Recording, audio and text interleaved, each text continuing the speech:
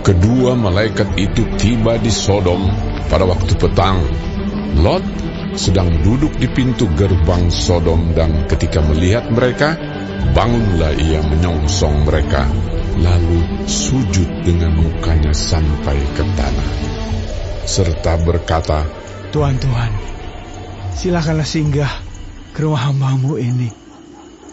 Bermalamlah di sini dan basuhlah kakimu. Maka besok pagi, Tuhan boleh melanjutkan perjalanannya. Jawab mereka, Tidak, kami akan bermalam di tanah lapang. tetapi karena ia sangat mendesak mereka, singgahlah mereka dan masuk ke dalam rumahnya. Kemudian ia menyediakan hidangan bagi mereka. Ia membakar roti yang tidak beragi, lalu mereka makan. Tetapi sebelum mereka tidur, orang-orang lelaki dari kota Sodom itu, dari yang muda sampai yang tua, bahkan seluruh kota, tidak ada yang terkecuali, datang mengepung rumah itu. Mereka berseru kepada Lot, Di manakah orang-orang yang datang kepadamu malam ini? Bawalah mereka keluar kepada kami, supaya kami pakai mereka. Lalu keluarlah Lot menemui mereka ke depan pintu. Tetapi pintu ditutupnya di belakangnya, dan ia berkata, Saudara-saudaraku, janganlah kiranya berbuat jahat. Kamu tahu, aku mempunyai 2 orang anak perempuan yang belum pernah dijamah laki-laki. Baiklah mereka aku bawa keluar kepadamu. Perbuatlah kepada mereka seperti yang kamu pandang baik.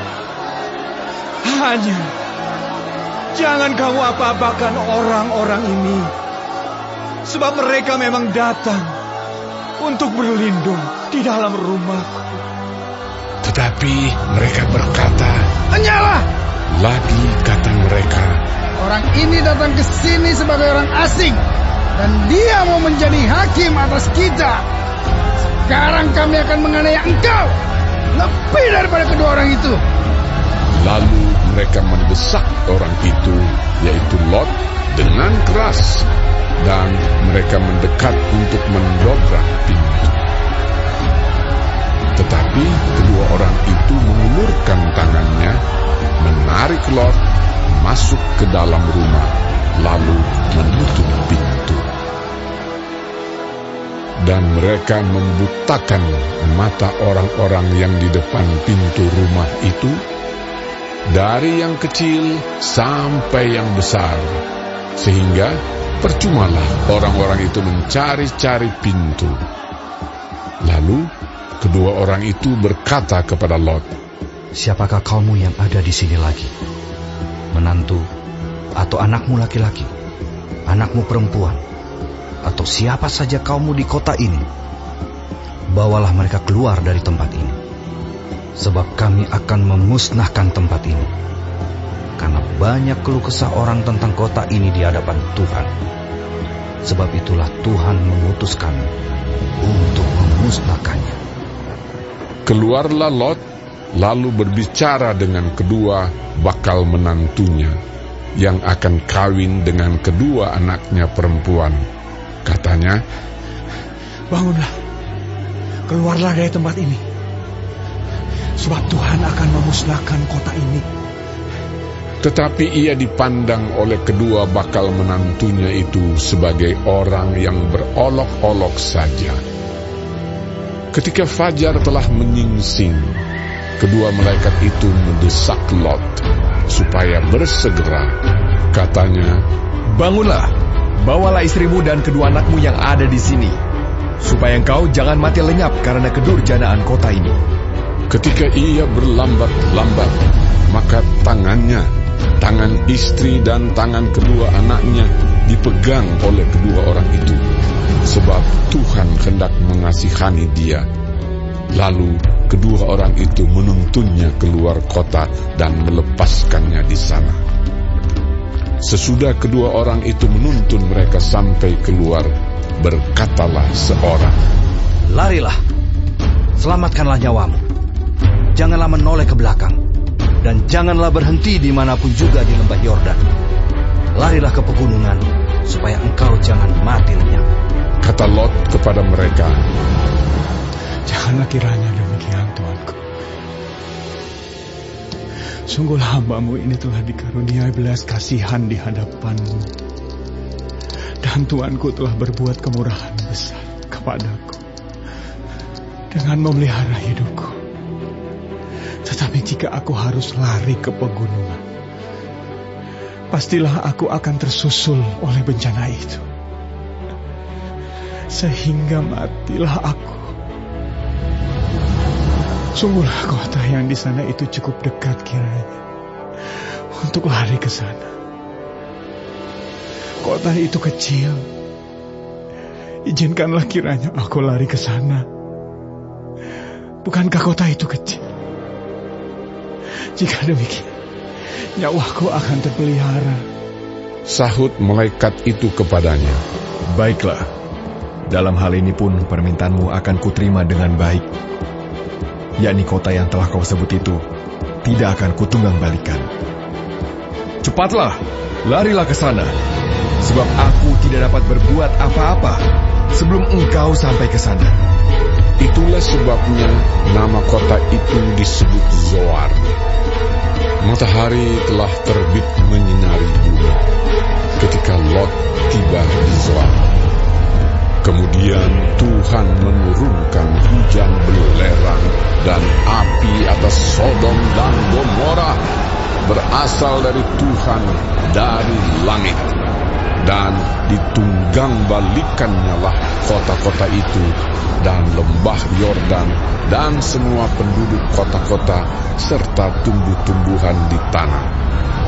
Tetapi istri Lot yang berjalan mengikutnya menoleh ke belakang lalu menjadi tiang garam. Ketika Abraham pagi-pagi pergi ke tempat ia berdiri di hadapan Tuhan itu dan memandang ke arah Sodom dan Gomora serta ke seluruh tanah lembah Yordan, maka dilihatnyalah asap dari bumi membubung ke atas sebagai asap dari dapur peleburan.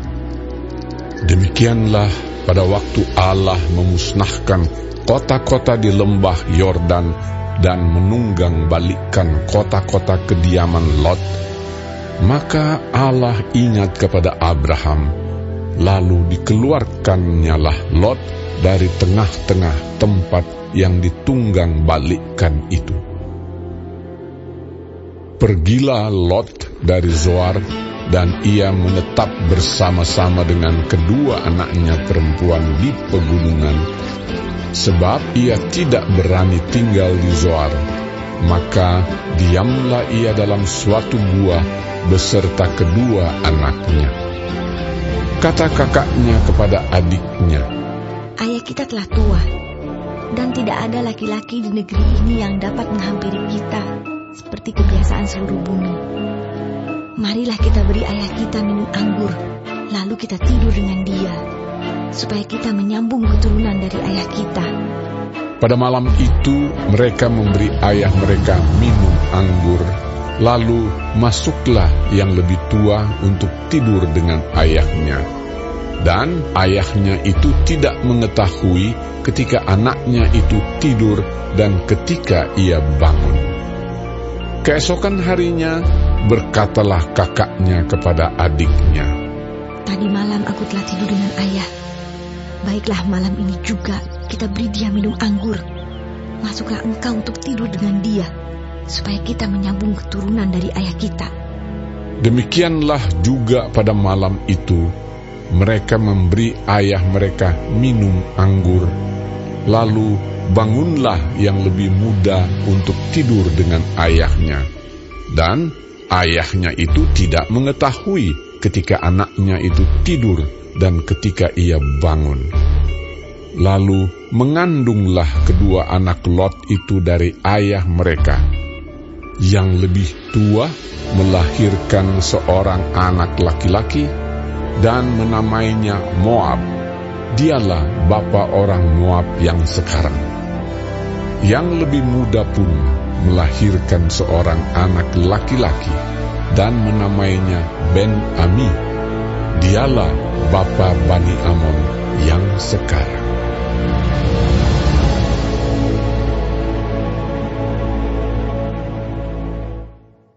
Lalu Abraham berangkat dari situ ke tanah Negeb, dan ia menetap antara Kades dan Shur. Ia tinggal di Gerar sebagai orang asing.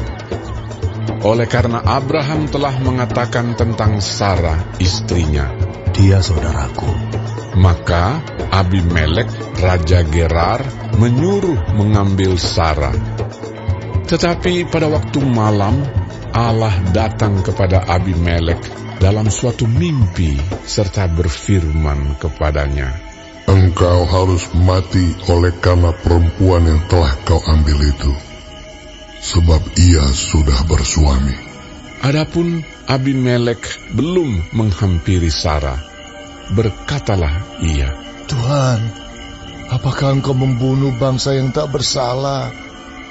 Bukankah orang itu sendiri mengatakan kepadaku, dia saudaraku? Dan perempuan itu sendiri telah mengatakan, ia saudaraku. Jadi hal ini kulakukan dengan hati yang tulus dan dengan tangan yang suci. Lalu berfirmanlah Allah kepadanya dalam mimpi, Aku tahu juga bahwa engkau telah melakukan hal itu dengan hati yang tulus. Maka aku pun telah mencegah engkau untuk berbuat dosa terhadap aku. Sebab itu aku tidak membiarkan engkau menjamah dia. Jadi sekarang, kembalikanlah istri orang itu, sebab dia seorang nabi. Ia akan berdoa untuk engkau, maka engkau tetap hidup. Tetapi jika engkau tidak mengembalikan dia, ketahuilah, engkau pasti mati. Engkau dan semua orang yang bersama-sama dengan engkau. Keesokan harinya pagi-pagi Abimelek memanggil semua hambanya dan memberitahukan seluruh peristiwa itu kepada mereka. Lalu sangat takutlah orang-orang itu. Kemudian Abimelek memanggil Abraham dan berkata kepadanya, Perbuatan apakah yang kau lakukan ini terhadap kami? Dan kesalahan apakah yang kulakukan terhadap engkau, sehingga engkau mendatangkan dosa besar atas diriku dan kerajaanku? Engkau telah berbuat hal-hal yang tidak patut kepadaku. Lagi kata Abimelek kepada Abraham, Apakah maksudmu? Maka engkau melakukan hal ini. Lalu Abraham berkata, Aku berpikir, takut akan Allah tidak ada di tempat ini. Tentulah aku akan dibunuh karena istriku. Lagi pula ia benar-benar saudaraku. Anak ayahku hanya bukan anak ibuku, tetapi kemudian ia menjadi istriku. Ketika Allah menyuruh aku mengembara keluar dari rumah ayahku, berkatalah aku kepada istriku, tunjukkanlah kasihmu kepadaku, yakni katakanlah tentang aku di tiap-tiap tempat di mana kita tiba. Ia saudaraku. Kemudian Abimelek mengambil kambing, domba, dan lembu sapi, hamba laki-laki dan perempuan, lalu memberikan semuanya itu kepada Abraham. Sarah, istri Abraham, juga dikembalikannya kepadanya. Dan Abimelek berkata, Negeriku ini terbuka untuk engkau. Menetaplah di mana engkau suka. Lalu katanya kepada Sarah, Telah kuberikan kepada saudaramu 1000 sikal perak. Itulah bukti kesucianmu bagi semua orang yang bersama-sama dengan engkau. Maka dalam segala hal engkau dibenarkan. Lalu Abraham berdoa kepada Allah, dan Allah menyembuhkan Abimelek dan istrinya dan budak-budaknya perempuan, sehingga mereka melahirkan anak. Sebab tadinya Tuhan telah menutup kandungan setiap perempuan di istana Abimelek karena Sarah, istri Abraham itu.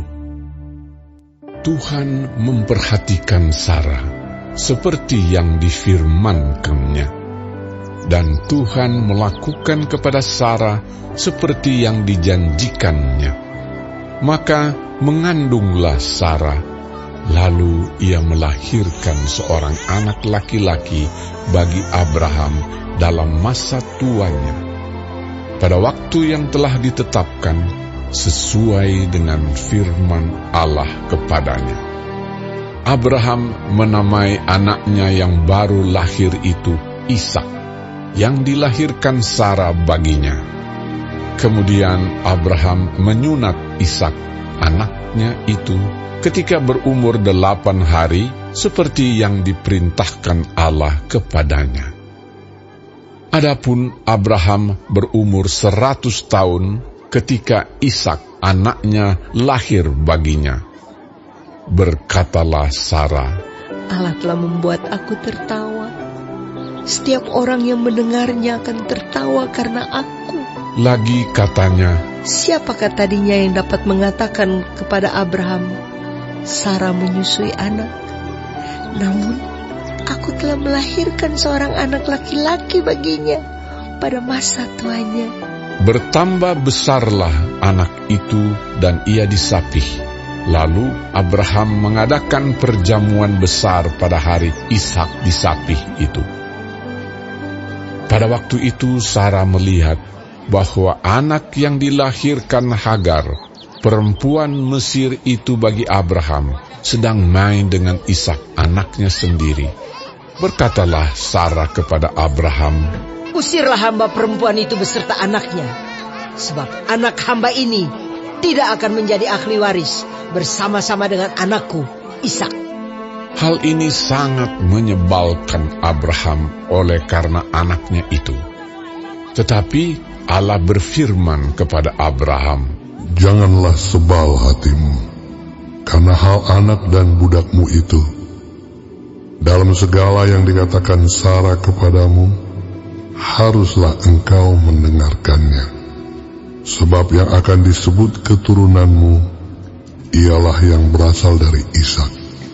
Tetapi keturunan dari hambamu itu juga akan kubuat menjadi suatu bangsa, karena ia pun anakmu. Keesokan harinya, pagi-pagi Abraham mengambil roti serta sekirbat air dan memberikannya kepada Hagar.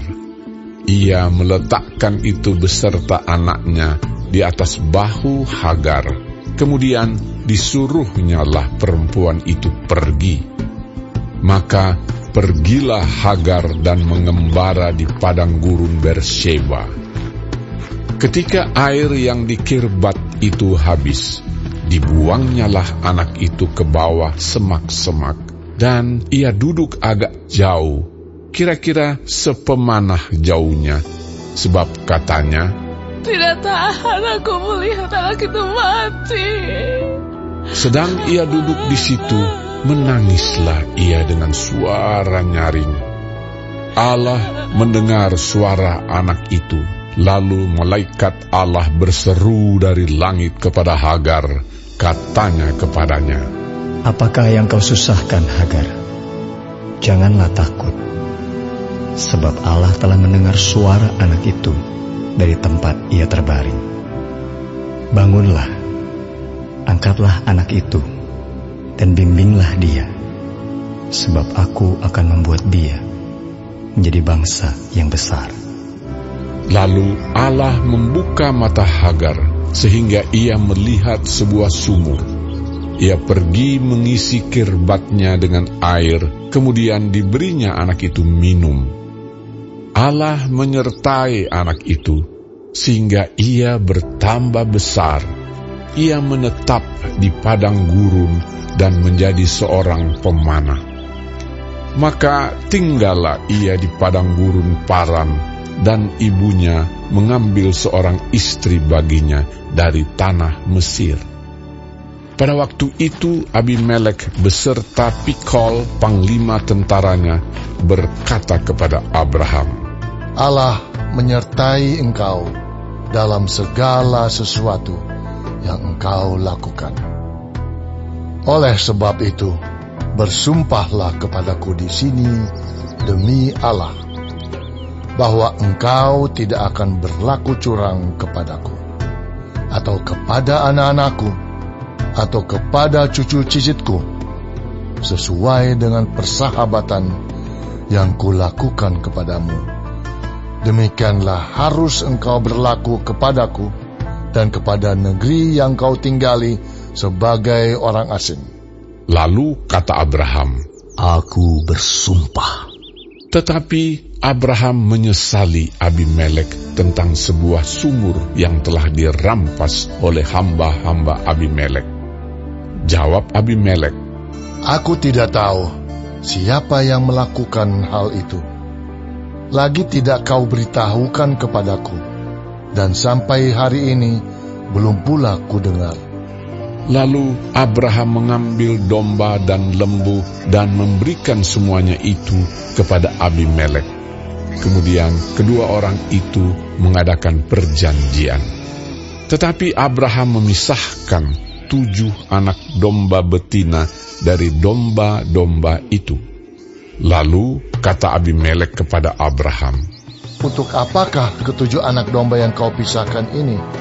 Jawabnya, 7 anak domba ini harus kau terima dari tanganku untuk menjadi tanda bukti bagiku bahwa akulah yang menggali sumur ini. Sebab itu orang menyebutkan tempat itu Beersheba, karena kedua orang itu telah bersumpah di sana. Setelah mereka mengadakan perjanjian di Beersheba, pulanglah Abimelek beserta Pikol, panglima tentaranya, ke negeri orang Filistin. Lalu Abraham menanam sebatang pohon tamariska di Beersheba dan memanggil di sana nama Tuhan Allah yang kekal. Dan masih lama Abraham tinggal sebagai orang asing di negeri orang Filistin.